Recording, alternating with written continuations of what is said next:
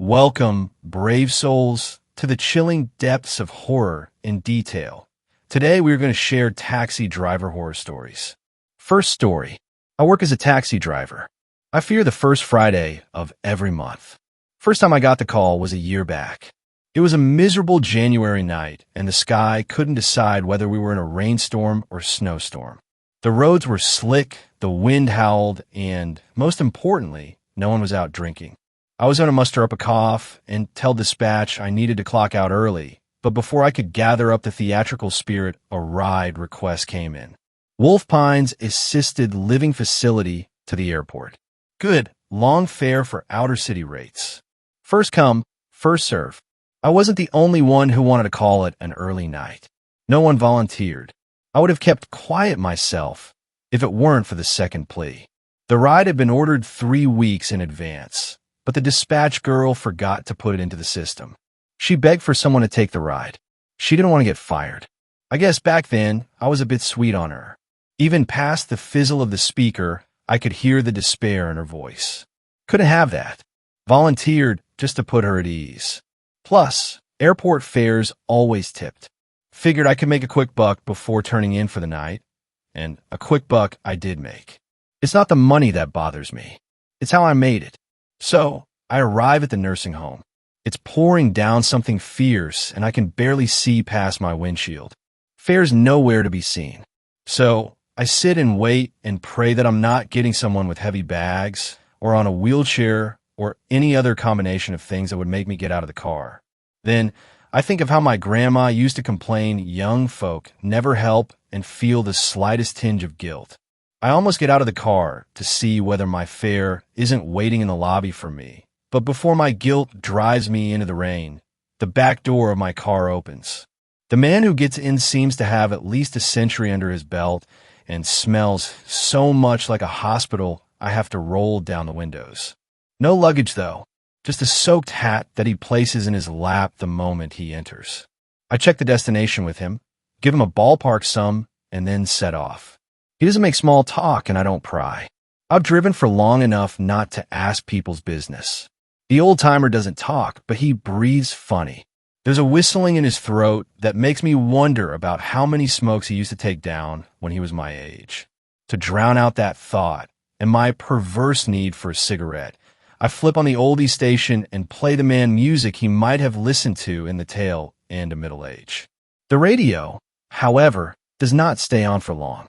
About 15 minutes off in the airport, the radio, along with the rain, fizzles out. I didn't think it anything odd back then. As I said, it was a miserable night. Maybe I noticed the darkness outside growing thicker. Maybe I did find it odd that the world slowly descended into nothing but the dim reflectors on the edges of the road. Maybe I didn't notice on that first ride, but I made nothing of it. It wasn't until the old man suddenly grabbed me that I thought something amiss. It wasn't a rough grab. The old-timer's bony hands were in no shape to do me actual harm. But it did spook me, and I hate being spooked when I'm behind the wheel. Before the anger could reach my chest, though, it was replaced with confusion. The old man told me he wanted to get out of the car. He wanted to get out of the car. Right there and then. In the middle of a dark road miles away from the airport. The old-timer's expression was wholly blank, but his words were clear, and there was money in his hand. Money that happened to be triple the original fare estimate. He wanted me to take all of it. I put up a token resistance, but I did not argue with the man for long. I took his money, wished him a pleasant night, and watched him disappear off into the thick veil of black beyond the road markers. I was confused, but I've also been driving strangers for 15 years. If an ancient man stumbling off into the darkness was going to be the weirdest part of this story, I would have already forgotten it. 1 month later, on an unseasonably warm February night, I got the same exact fare. Wolf Pines Assisted Living Facility to the airport. Booked ahead of time, but once again, lost to the mystery of our reservation system. This time around, the passenger was an ancient woman who had the voice and stench of a lifelong smoker. Once she confirmed her destination with a froggy yes, she stayed completely silent until we reached that dark patch of road. Just like the old man, She wanted out and was willing to pay triple for the doors to be opened. I didn't tell Dispatch. Try to make sense of the rides would make me sound insane, and, more importantly, the extra money helped me cover some outstanding debts I had with some unkind characters. The prospect of sharing the money, or worse, having someone else take the fares didn't sit well with me. I didn't tell Dispatch the first month, or the second month, or on the third month when the pattern became crystal clear. Every first Friday of the month, at around midnight, I'd be driving an old person into pitch darkness and getting paid a surgeon's salary to do it. It was all strange. I'd admit that even back then, but people are strange, and in my line of work I meet a lot of them. I kept mum and kept the money and did my best not to analyze the details too much. When the first Friday of April rolled around, however, I found myself significantly more curious about my elderly customer's destination. She was old, just like the rest of them, but there was a sort of regal air about her. She had her hair all done up, smelled like a pricey perfume joint, and even though no amount of makeup could smooth the years off of her skin, she was all dolled up like she was ready for the opera. When I asked if she was going to the airport, she simply nodded. She seemed unsure of her destination. The whole ride through, she kept on fidgeting with her hands. When the darkness outside thickened and the radio buzzed out, she started to fidget harder. As that familiar patch of road came up, she didn't grab me or shout like the others did. She simply tapped my shoulder.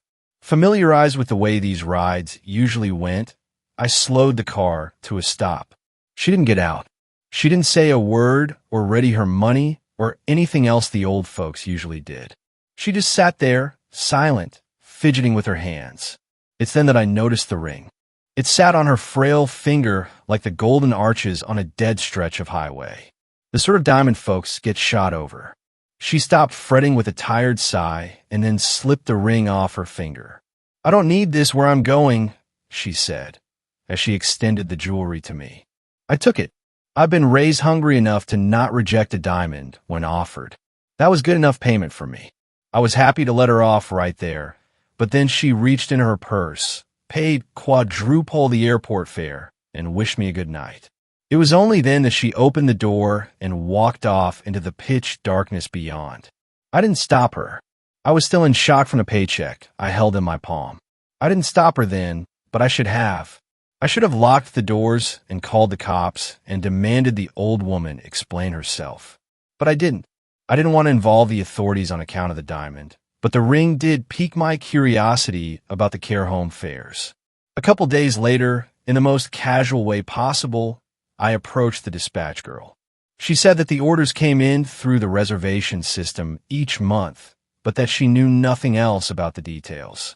I didn't want to raise any heat, so I dropped it.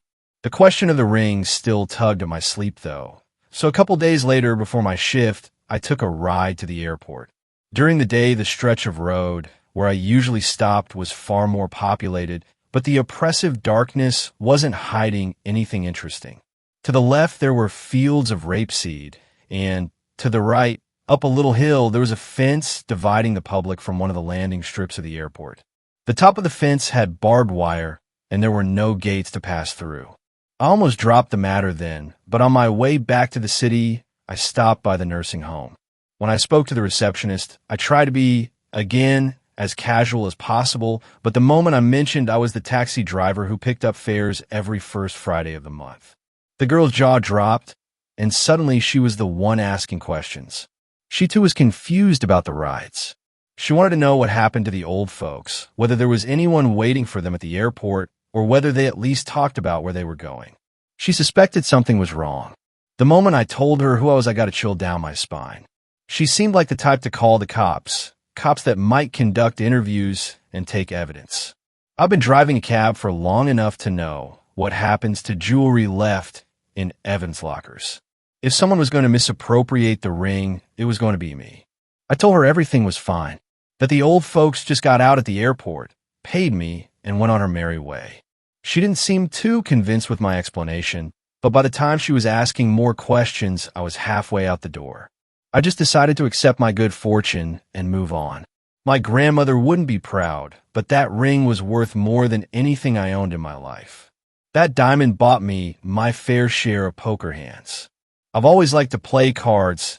It gave me something to do on my off evenings, and every once in a while it'd afford me a nice bottle of something.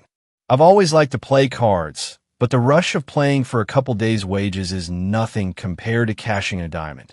I did well. In the first 2 weeks, my luck brought me enough dividends to consider retiring. My third week made those vague plans a lot more concrete. But then, as these stories always go, Lady Luck found some different sob. You might think that I started asking my airport fares if they had jewelry out of greed, but the occasional ring or necklace I'd pick up on my rides quickly ended up being my lifeboat through the month. I had once again ended up in debt to some unkind characters. The ones that lend to cabbies and the ones that lend to high rollers, however, differ in temperament. At the start of every month, I'd rake in the cash on my airport fares, but I saw very little of it pass the inside of my cab. It was during those miserable months that I'd find myself locked in an endless cycle of regret. If I had only rejected the ring, I thought I wouldn't be in this mess. I had turned into a man the grandmother who raised me wouldn't recognize. I hated myself every time I shook down the old folks for their jewelry, and I felt even worse when I had to shark it up later in the night. I regretted not putting a stop to everything while I was still ahead. I cursed myself for not rejecting that ring when I still had the chance. Yet in all that self-loathing, I never wondered where those old-timers were going. I rejected that question. I wholeheartedly refused to wonder about the thick cloud of darkness that descended on us and the way the radio would crackle and anything at all connected with that deathly ride. I buried those questions because I knew they wouldn't lead me anywhere pleasant. For months, I kept a lid on that coffin, but 2 weeks ago, a familiar face rose from the grave. A stout woman with full cheeks and kind eyes. She looked just like my grandmother. When she got in the cab, she even grunted the same way my grandmother did whenever she got out of her chair. She told me she was going to the airport. I asked her where she was flying to. With a kind smile, she told me she wasn't allowed to say, but then, as we pulled out of the nursing home, she started to chat with me. I can't remember what we talked about, but she did start by asking how long I've been driving a cab for. Her name was Gabriella, and back in her younger years, she used to be a teacher. She asked me what my name was. When I told her, she let out a long sigh. As the darkness descended around us, Gabriella said my mother's name. My mother had been in the first class of high school students Gabriella ever taught. She remembered her well. She spoke at length about how creative my mother is and how hard she worked in class. Briefly, Gabriella mentioned what a tragedy it was that my mother passed so young, but then she continued to talk about her in the present tense, as if she was still around. Then, after telling me that I had my mother's face, she touched the side of my arm and asked me to stop the car. Taking a hefty lump of bills out of her purse, she said she would like to get out. I, again, asked her where she was going. She, again, told me she wasn't allowed to say. This time, her voice wasn't as kind. She placed the money on the armrest and reached for the door. I don't know if it was because she looked like my grandmother, or because she knew my mother, or whether the guilt of the months had simply compounded and been unearthed by a familiar face. I don't know what drove me, but I refused to let the old woman out into the pitch darkness. I locked the doors. All the warmth had drained out of Gabriella. She spoke slowly, and each word slid off her lips like a dagger. She wanted out. If I wasn't going to let her out, she was going to call the police. It was as if the taxi's headlights were pointed at cloudy water. The world scarcely existed a meter or two before us. I refused to let the old woman into the incomprehensible darkness that surrounded us. In turn, she fished an old flip phone and slowly pressed in 3 numbers. Squinting her eyes at the little screen, she put the phone on speaker. My resolve was strong when she had threatened to call the police, yet it softened considerably when I heard the voice on the other side of the call. Before Gabriella responded to the cops, she gave me one last chance to back out. I did. I unlocked the doors, and she hung up and wished me a good night and grunted her way off into the abyss. Back then, I didn't know where Gabriella was going. If I did, I would have kept the doors locked. I would have driven as far away from that horrible patch of road and gotten arrested and trialed and jailed. I would have done whatever was in my power to keep Gabriella from her grisly fate, but I didn't. I unlocked the doors and let her leave.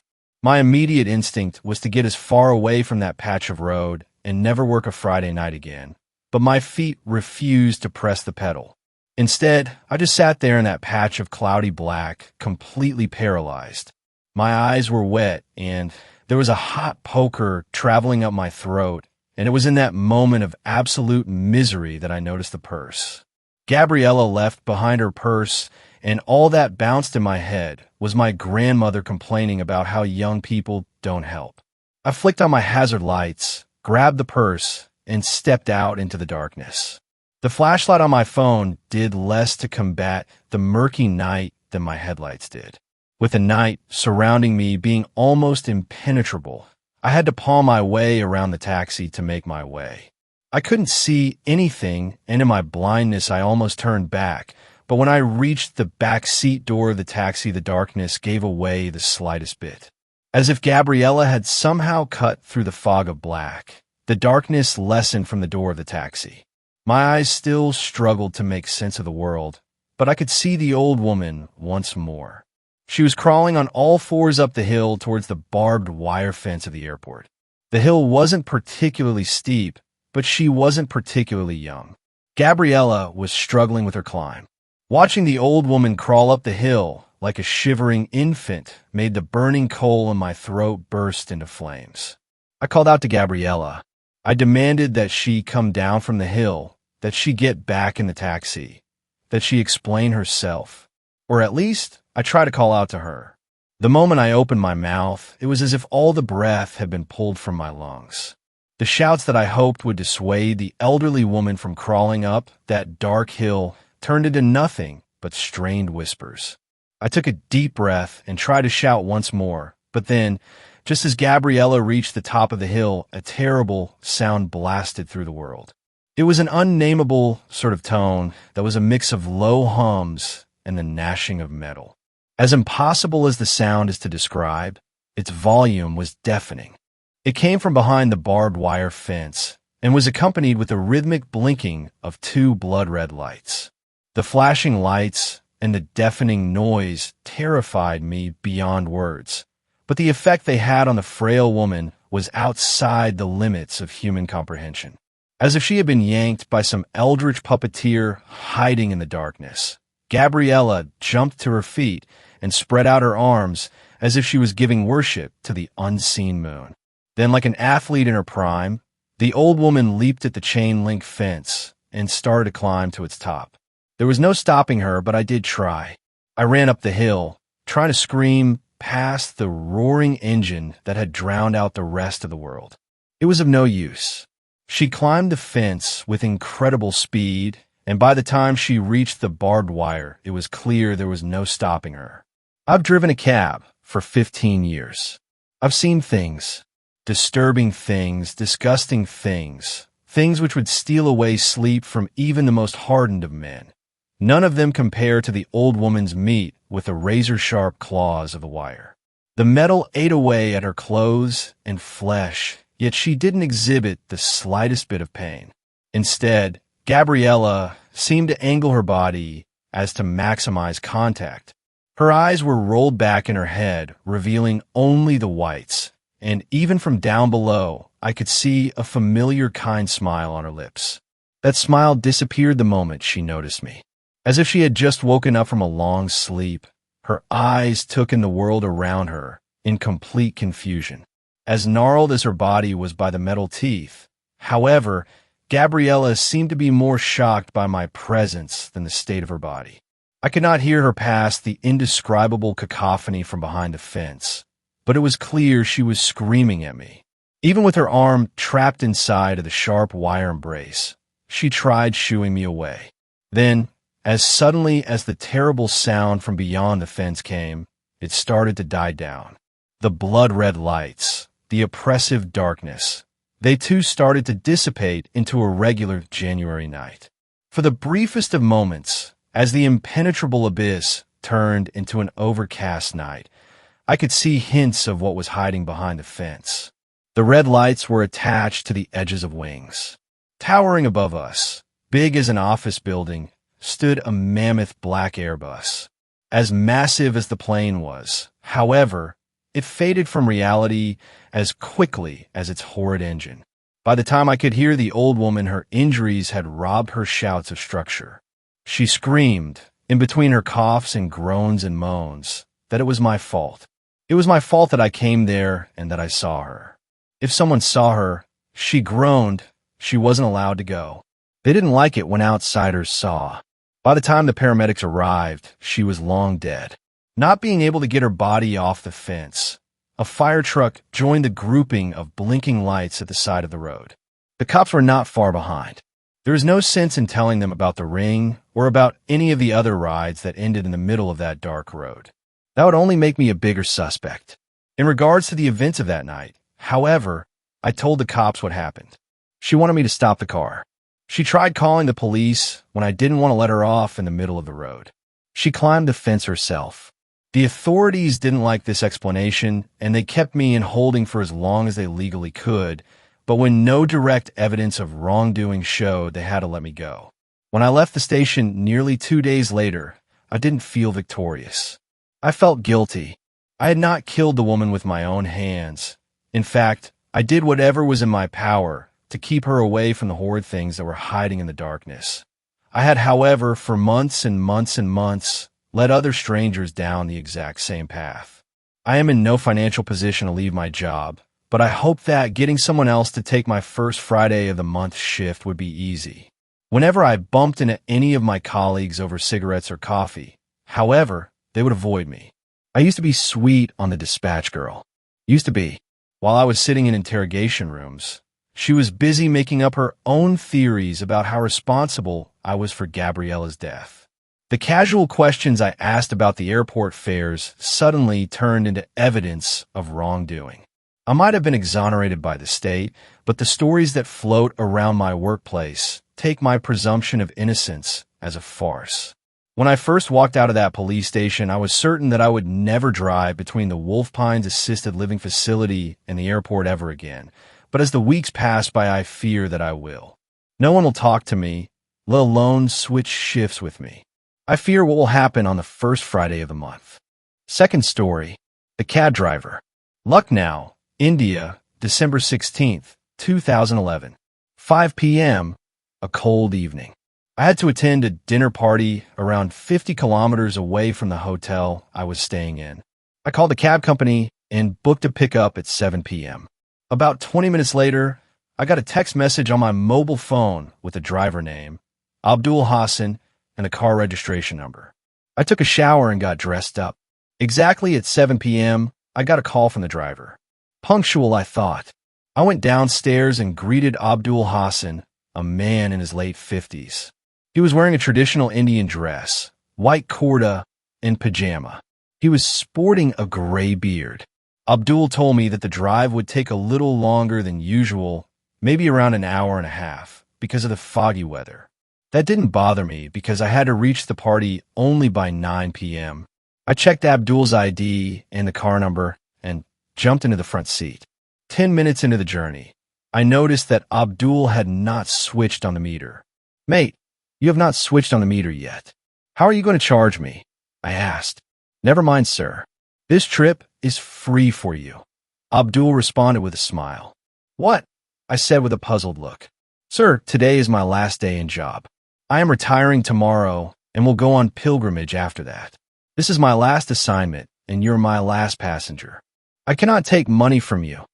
Abdul clarified. "No, Abdul, I can't accept that. You give me service, and I pay for that. We have met only 10 minutes back. I can't take any favors from you for no reason." I shot back. "Sir, I always thought that I would do my last assignment for free. 200 rupees won't really make a difference to either of us, will it? Please allow this poor Indian man to feel good on his last day at work," Abdul said. I could not argue any further. I just smiled and thought that simple good things still have not vanished from this world entirely, and sometimes it is these poor people who remind us of these good things. I started chatting with Abdul. He had been driving for 35 years. Never once have I missed a pickup, sir. Never once have I not been on time, Abdul claimed proudly. I could not disbelieve him. He had already won my heart. But then I noticed his watch, an old, worn-out watch which was not working and still showing 6:45 p.m. I found it funny that a man who was wearing a dead watch was claiming to be so punctual. Your watch is dead, Abdul, I said a bit sarcastically. Oh, my father gave this watch to me. It doesn't work, but it's my lucky charm, so I wear it all the time. But I don't really need a watch to be on time, Abdul said with a smile. We both laughed, and indeed Abdul was on time, at least in my case, despite the dead watch. We continued to talk about various other things, his family, my family, about the city, and many more. 90 minutes spent with a good man. And we reached my destination, sharp at 8:30 p.m. I got down from the car and said to Abdul, "You are a good man, Abdul. I know you won't take money from me, but just as a memory of this drive, I insist you take this watch of mine. Don't say no." I took my watch off and gave it to Abdul. Abdul resisted initially, but accepted my little gift finally. I thanked Abdul, and we said goodbye to each other. Abdul left, and I walked into the dinner party. About 5 minutes later, my phone rang. I picked it up. "Sir, I am calling from the cab company. Sir, we are so sorry that your pickup hasn't happened yet. We will arrange for another cab immediately," a lady voice said from the other side. "What do you mean? I was picked up by your driver sharp on time, and in fact I have reached my destination now," I replied. "Who picked you up, sir?" the lady asked after a pause. "Abdul Hassan, the driver who was supposed to pick me up. I had checked his ID and the car registration number before boarding," I said. "Sir, you must be confused. Somebody else may have picked you up. Abdul Hassan died in a road accident at around 6:45 p.m. today, 15 minutes before your pickup time. He was on the way to pick you up when he met with the accident. We have been informed about his death just now," the lady said. I froze. I understood why Abdul didn't take money from me, because he didn't need any. Why his watch was dead, because his time stopped at 6:45. Yet, he did his duty one last time. And he was on time, as he had claimed, even on his last assignment. I started sweating even in the December cold. I looked at my wrist. My watch was still there. Abdul didn't need my watch either. Third story. My grandfather worked as a taxi driver in the USSR. One evening changed his life forever. There's a famous saying from the times of the Cold War. There is no sex in USSR. First spoken during the teleconference between the USA and USSR in 1986, it created an explosion of laughter among the Western crowds. The laughter that drowned out the end of the phrase, "There's only love." That said, despite the popular myth, sexual and social life in USSR were always booming. A lot of families at that time were created because some poor student was willing to push his luck and save some money on contraceptives. People were dating like everywhere else, since, according to my grandfather, it was the best thing to do at that time.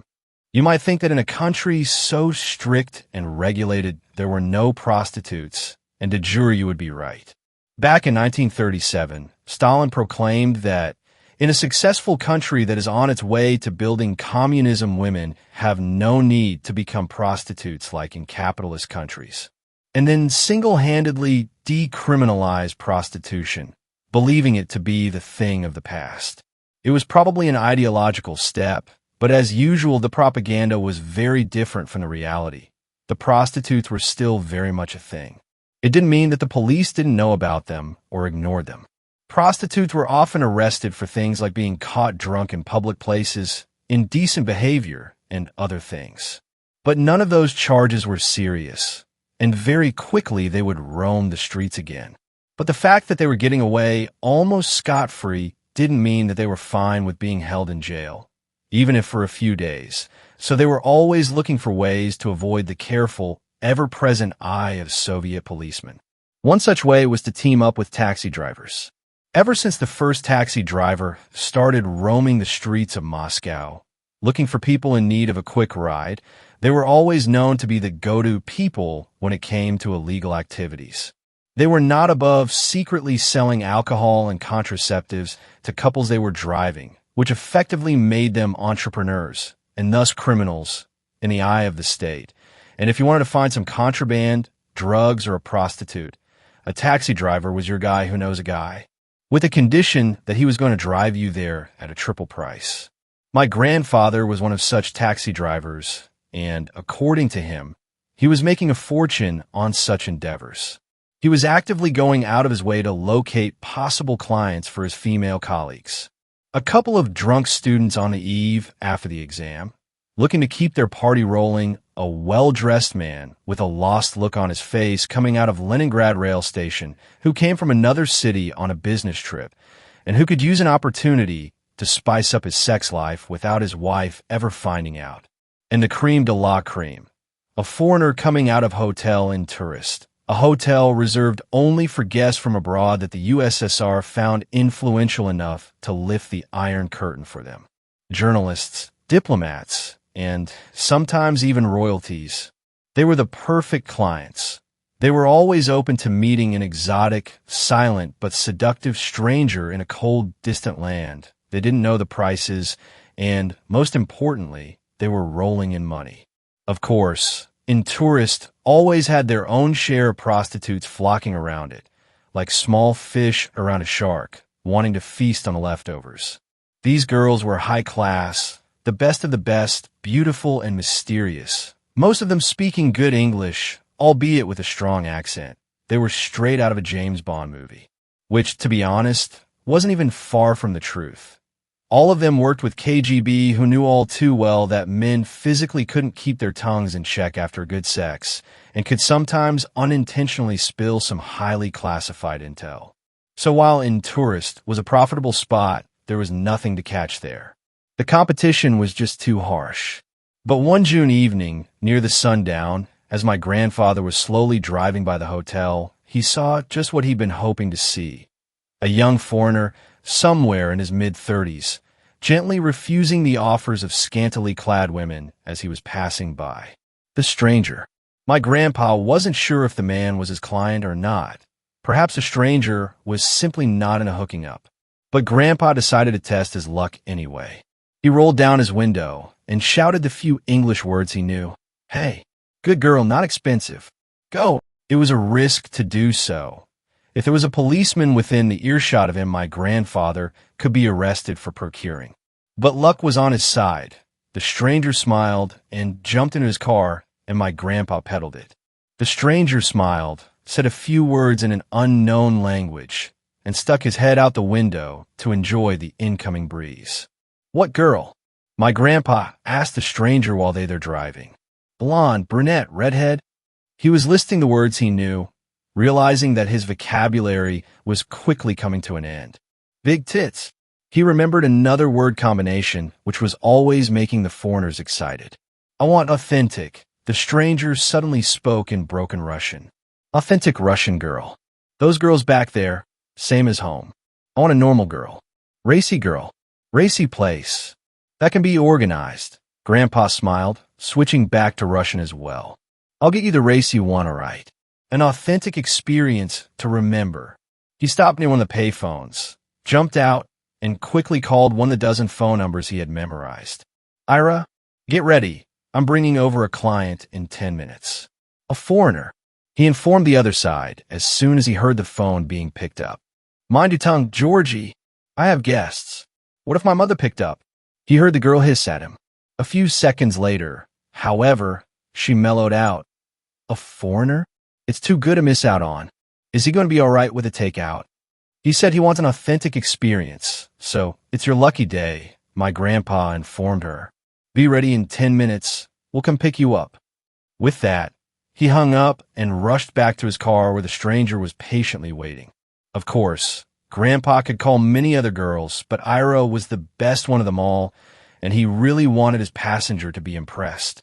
And since the stranger had said that he wanted an authentic, racy experience, he would be pleased with a takeout. To understand what a takeout is, you need to understand that all of the prostitutes couldn't bring their customers to their homes every day.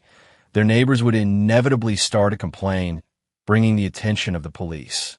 So the work from home was reserved only for the rare occasions when no other options were available and the client was willing to pay extra. The cheapest and the most affordable option was a takeout, which worked perfectly in tandem with taxi drivers. First, the taxi driver picked up both the customer and the girl. He then took them to the forests outside of Moscow, where he parked on the side of the road in the shade of trees. The cars were sacred ground. No sex was allowed there as no one wanted to clean it up later, so the taxi driver would hand the horny pair a blanket, with which they would proceed into the shadows of the forest to do their deed under the starry sky. Grandpa said he had 2 or 3 books with him to kill some time, as well as the never-ending stock of cigarettes, so the wait was not that bad. You'd think that many clients would be against shagging in the forest like some dirty animals, but in reality, the opposite was true. People loved doing it in the wild. It helped them reconnect with their primal roots and added some spice into the process. A flavor you couldn't find in the city, unless you were brave enough to do it in a park. And so the grandpa was sure that the stranger would enjoy it as well. It was the most authentic experience he could present to him. They had to wait for Ira for 5 more minutes. Not a long time, but with each passing minute, the grandpa was becoming more and more worried that the stranger would lose his patience. Finally, he saw Ira come out of the building and sighed with relief. The wait was worth it. Ira was a real beauty, or at least according to Grandpa, who almost blushed when he was describing her. Young and fit, always smiling, with adorable freckles and a mane of red puffed-up hair, the top of fashion back then. She was wearing a denim jacket on top of her summer dress, a rare piece of clothing for those times, imported from abroad and resting on her chest. Hanging from massive, intricately designed chain was a large amulet in the shape of a scarab. That cursed thing, Grandpa always swore whenever he remembered about it. That cursed, idiotic trinket. Back then I had no clue. Not a slightest idea how much it would mess my life up. Back then, he really didn't know any better. When he saw it, he couldn't help but compliment Ira for having good taste. "You like it?" She smiled, fiddling in her hands. "I bought it from Borya, the Fartsovchik. He says it's really ancient. Came from Egypt to France, and then here. I had to pay a fortune to have it," she explained, coiling the amulet's chain around her finger. "But this little thing just wanted me to own it." Fartsovchiks were people who were trading with imported goods. To understand how dangerous it was, you have to know 2 things. Imported goods were usually contraband and entrepreneurship was banned across the USSR. So if you were caught selling foreign contraband from your home, you could be sent away for a really, really long time. But it was the 80s, the Iron Curtain was getting laxer, and the Soviet people who had already had the taste of foreign goods were willing to pay crazy money to have them. French makeup, VHS players, vinyl records of Jimi Hendrix. Some old-timers still say with regret that USSR hasn't collapsed. It was sold for a pair of jeans. Ira got into the back of the car, where the stranger immediately wrapped his hands around her. She smiled into his mustache, and Grandpa took off, trying extra hard to focus on the road and ignore the sounds coming from the back seat. After half an hour of driving, he arrived at his destination, a small, easy-to-miss spot at the edge of the road, where the grass did not grow anymore and the ground was stained with machine oil dripping from the car. He took a blanket from his car's trunk, handed it to smiling Ira, who gave him an excited wink, and watched both of them disappear in the forest darkness. The radio was silently playing some catchy tune about the sea, and the yellow light bulb of the interior lights was the only source of light aside from the stars above. The moon was shy that night and hid behind the earth's shadow. Grandpa lit up his cigarette, pulled out a book from a glove compartment, and tried his best not to imagine himself in that foreign stranger's shoes, if he was still wearing them, that is. Around half an hour later, he was startled when the door from the passenger's side swung open. He didn't hear them approach, didn't hear any chipper discussions on their way back, which would be a usual thing after Ira's meetings with her clients. No, instead he heard the man panting, heard him jump inside the car, and he heard only him alone. "Drive," the foreigner exclaimed. His voice sounded very distressed, and he was constantly looking at the forest with eyes full of fear. Go, go, go. Now, I pay extra. With his left hand, he was clutching the bloodied shirt on his chest, perhaps to keep his racing heart in check, or maybe to tug the cloth closer to a concealed wound.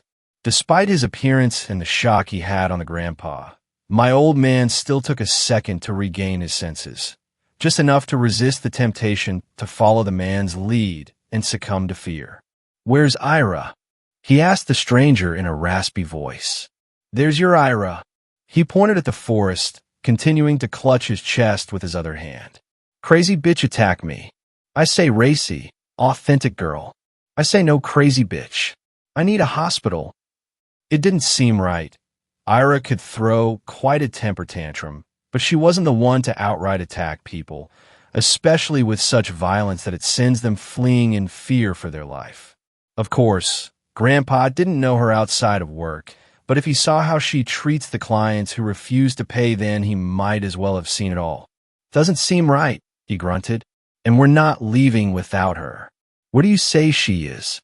"Back there in the forest," he asked, opening the door to step outside.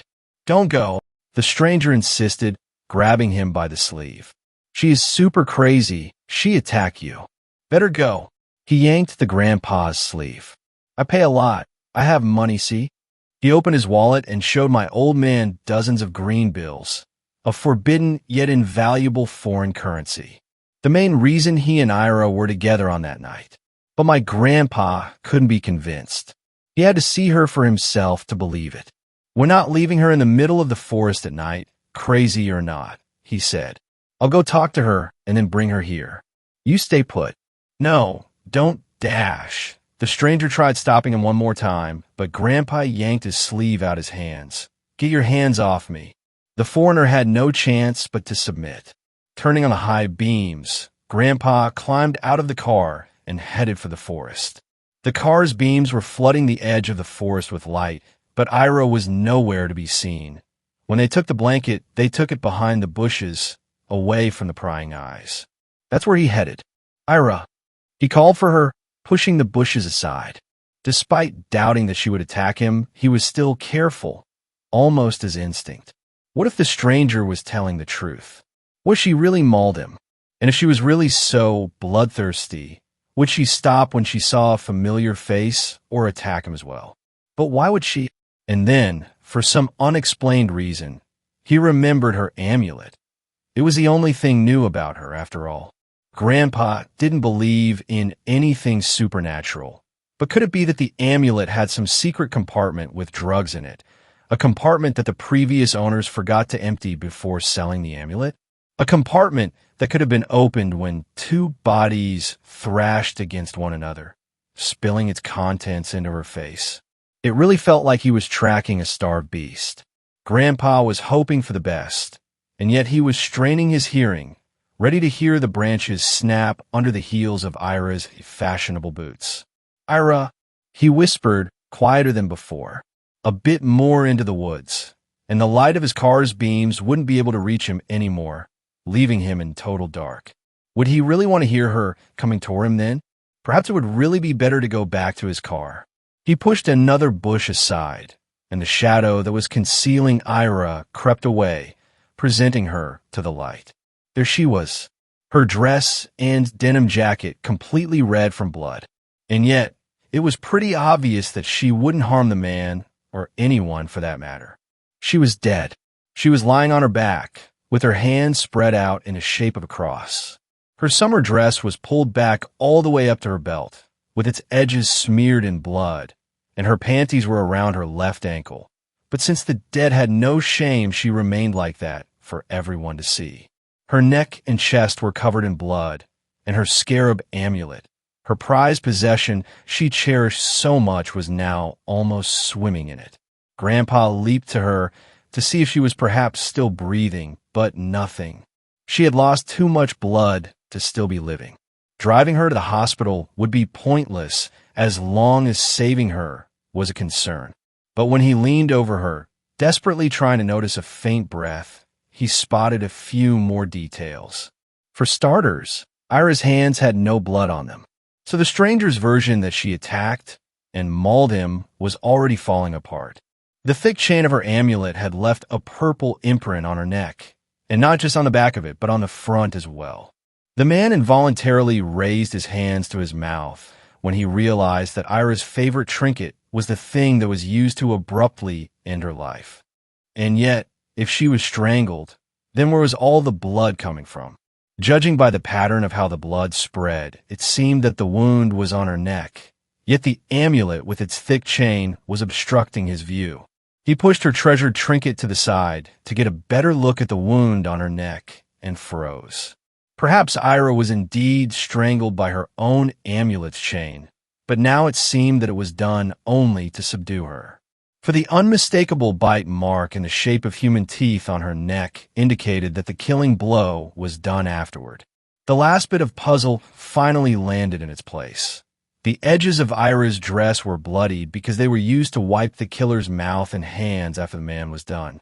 Grandpa jumped to his feet and turned around to see that the foreigner wasn't in his car anymore. He stepped out of it and stood in front of the beams, casting a gigantic shadow on the forest. There were no signs of him being distraught anymore. He stood there in full confidence, with his head held high. Grandpa could see only the man's silhouette, highlighted by the car's beams. Yet he understood what the man did. He wiped some blood off of his shirt with a thumb and then suckled on it. His head slightly rolled back in joy as he was enjoying the last bits of his meal like a toddler who wasn't yet trained in proper etiquette. And then, as if to mock the very concept of death, that stranger, that godforsaken man from enigmatic lands, who had been heard speaking an unknown language and who killed his victims by sucking their blood out, spoke in perfect Russian, in perfect female voice. "Come back to the car, Georgie. I told my mom I went out to see a friend for only an hour. She must be worried by now." There was no mistake about it. It wasn't just a female voice. It was the voice of Ira, speaking about the events the stranger could have no clue about. He was too shaken to move, and so the man started walking towards him instead. He was moving with perfect confidence in his stride, with absolute certainty that he could take on another prey and come out victorious.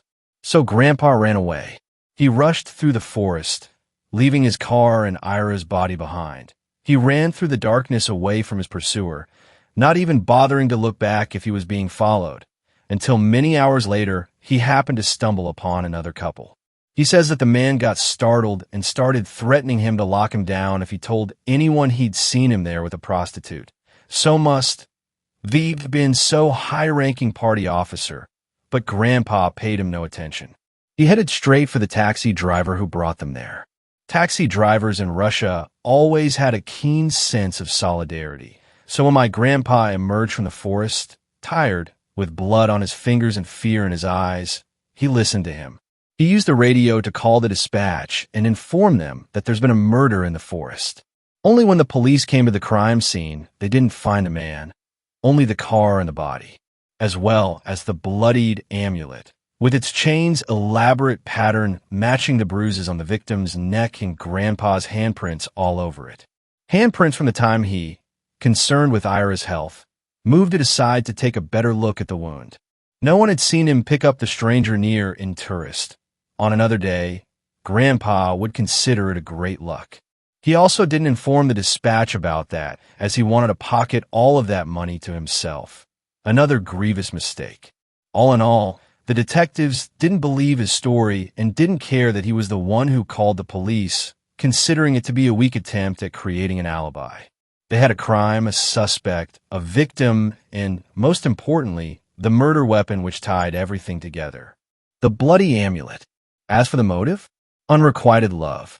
Ira's neighbors said that they often saw her emerge from his taxi, often enough to remember him. They suspected that he wanted her all for himself, and when she refused, he killed her in the woods. The case was ready in a record 2 days and passed to court, where Grandpa, by some sheer miracle evading a death sentence, got charged with murder and sentenced to 25 years in prison. Worst of all, my grandmother believed the police.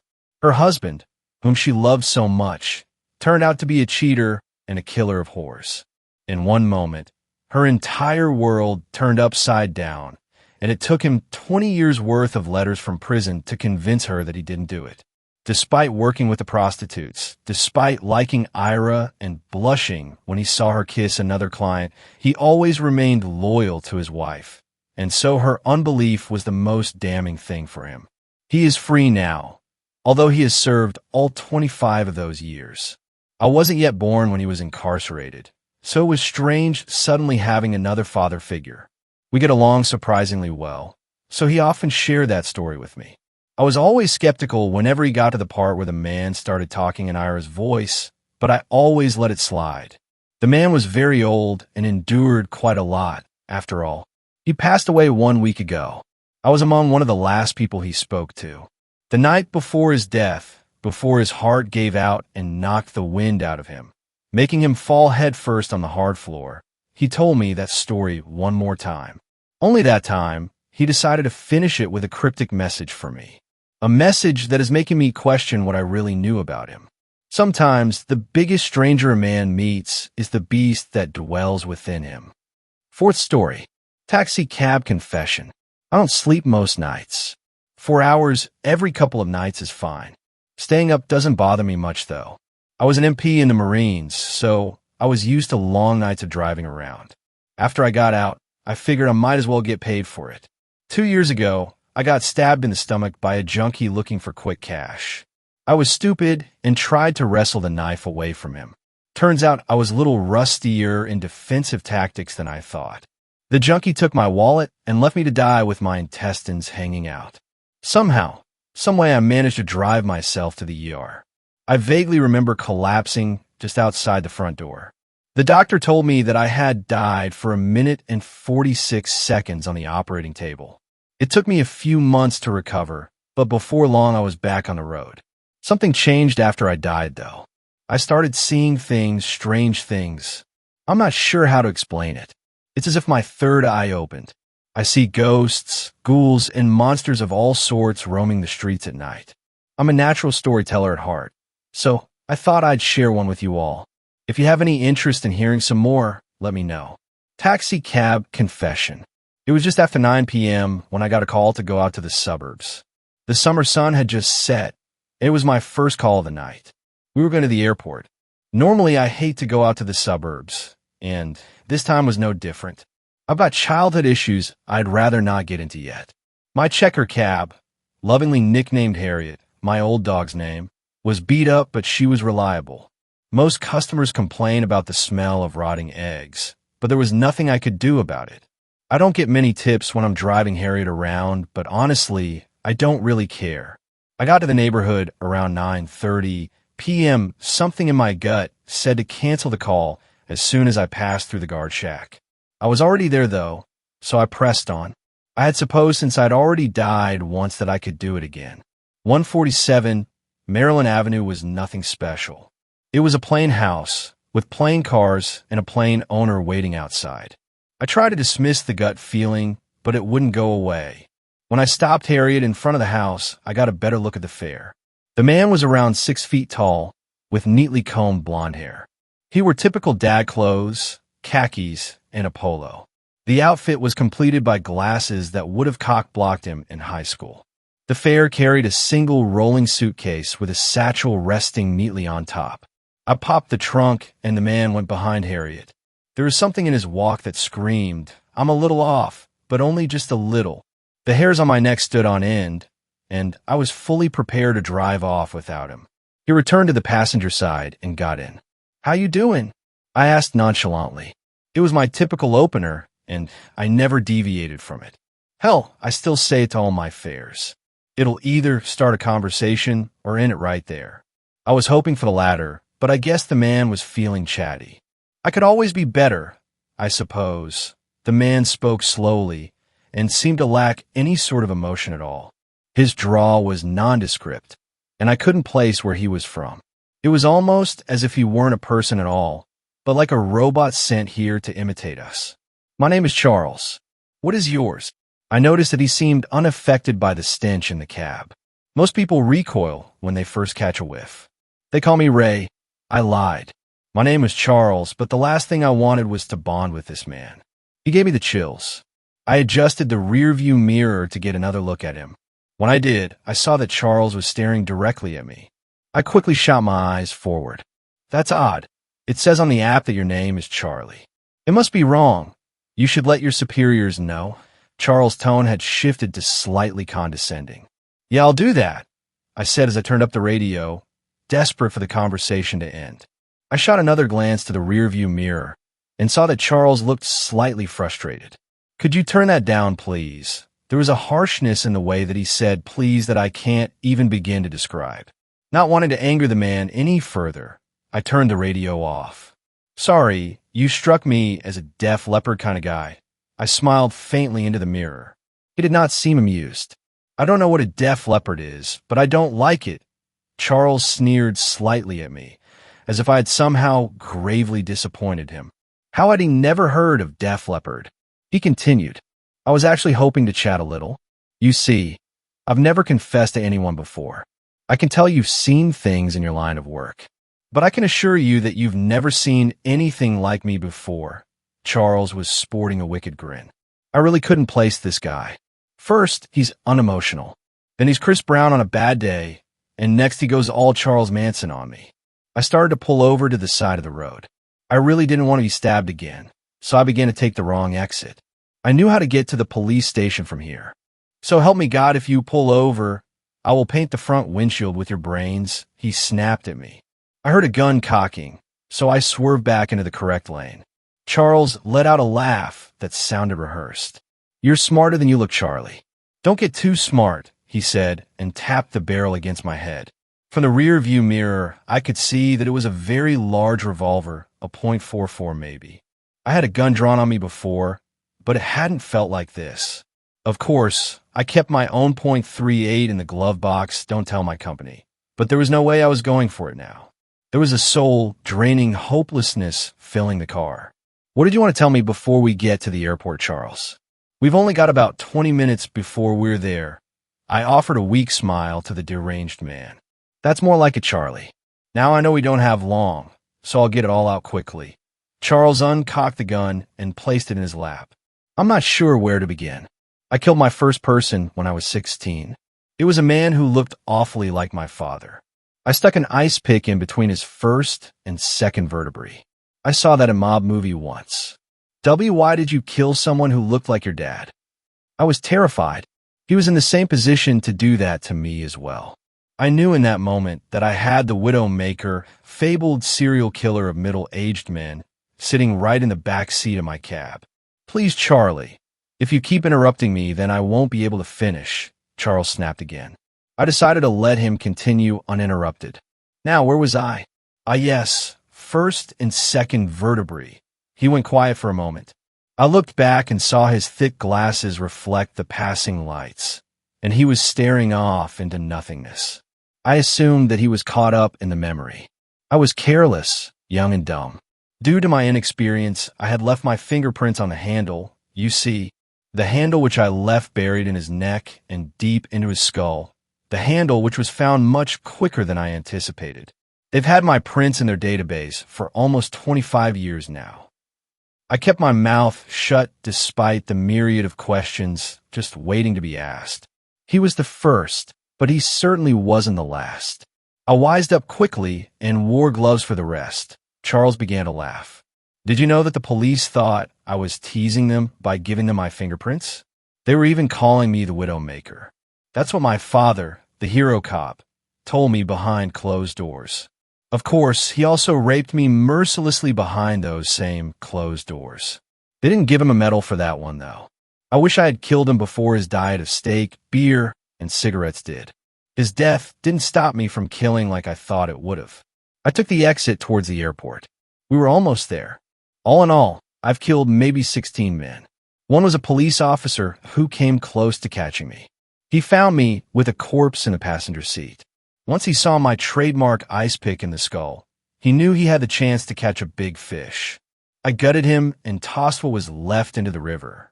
On the way home, I met my wife. Funny how that works. How in the absolute did this guy manage to get married? He was an absolute monster. She was perfect for me. No personality whatsoever, and she already had kids from her last marriage. I wish I could have loved her, even just a little bit, but there was nothing there. I hated having to kill her and our kids. She found the last ice pick I had ever used, you see. It still had the blood from number 15. Alice sent the blood to be tested in the lab she worked at. I knew that something was off with her, but I never let on. My suspicions were confirmed when I found the results in the mail this morning, as I had gotten up before her. I made it quick for her and the kids. Charles began to drift again. We were on the long road, approaching the airport, when I saw the roadblock. Red and blue lights shined brightly in front of the departing flights. Police littered the road, and helicopters were dominating the night sky. Shit, was all Charles could muster. He sounded defeated. Pull over into that empty spot. The gun was back in play, and he motioned towards a lone, parallel parking space. I did as he said, and before long, we were watching the police far in front of us. I'm never going to make it now, Charles admitted. There's only one option left. I kept my eyes forward, hoping that maybe someone had seen us pull into the spot. I heard the revolver cock. The back windows shattered as a lone gunshot made my ears ring. Jesus Christ, Charles, what the? I turned back and saw the mess he had left in my car. Charles had placed the barrel under his chin and blew the front of his face off. All he had left were his piercing blue eyes behind those thick glasses. He wasn't dead, though. We locked eyes as he began to choke on his own blood. I could see it in his eyes that he had regretted his decision to shoot himself. I'll never forget the sounds of his death rattle. Charles' eyes rolled over white, and then he was finally dead. The police had heard the shot and came scrambling towards the car. They found me sitting in my cab, staring at the corpse of the Widowmaker.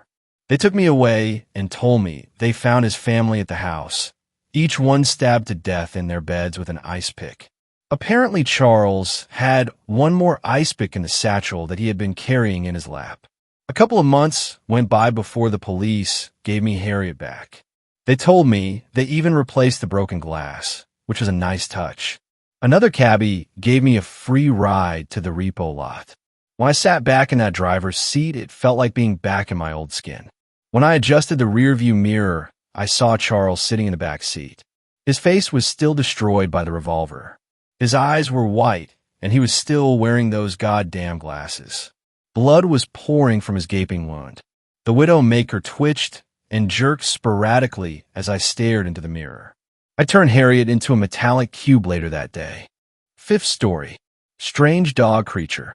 This happened a couple of years ago in Manchester, UK.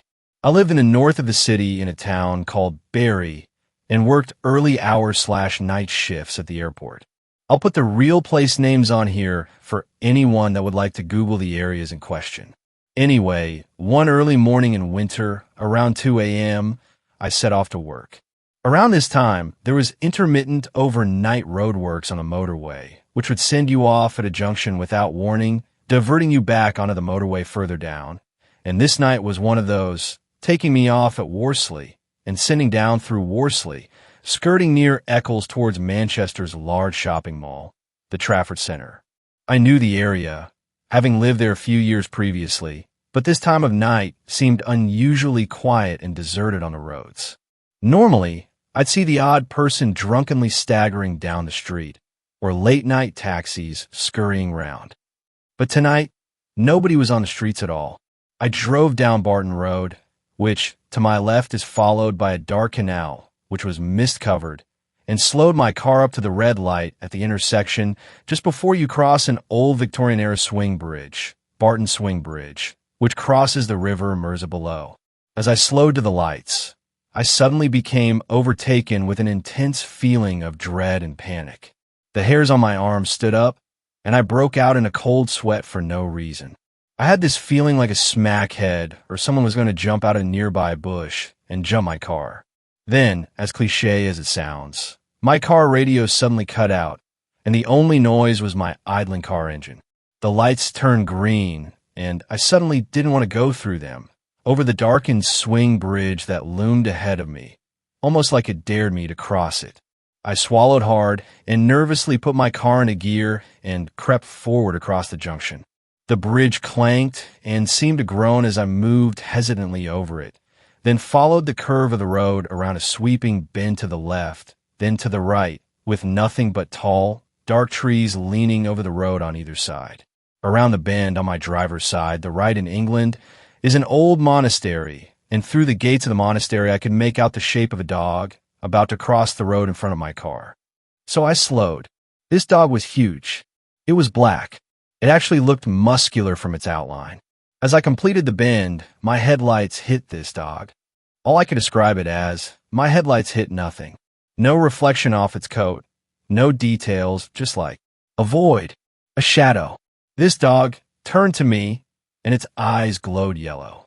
Not reflections like you get off a cat or a fox or whatever, they glowed. This beast then ran across in front of me. It clearly wasn't a dog. It ran an emotion that wasn't a dog. As ridiculous as it sounds, it seemed to run in a jerky motion, like the really bad CGI motions of old Sinbad film sea monsters. I followed this beast till it ran to the side of the road out of my headlight beam and seemed to completely vanish from sight. I looked at my side windows, side mirrors, rear mirrors. Nothing. As my car rolled around the next bend in the road past this monastery, the car radio suddenly blurted back into life, startling me. That feeling of dread lifted, and this thought randomly came to me.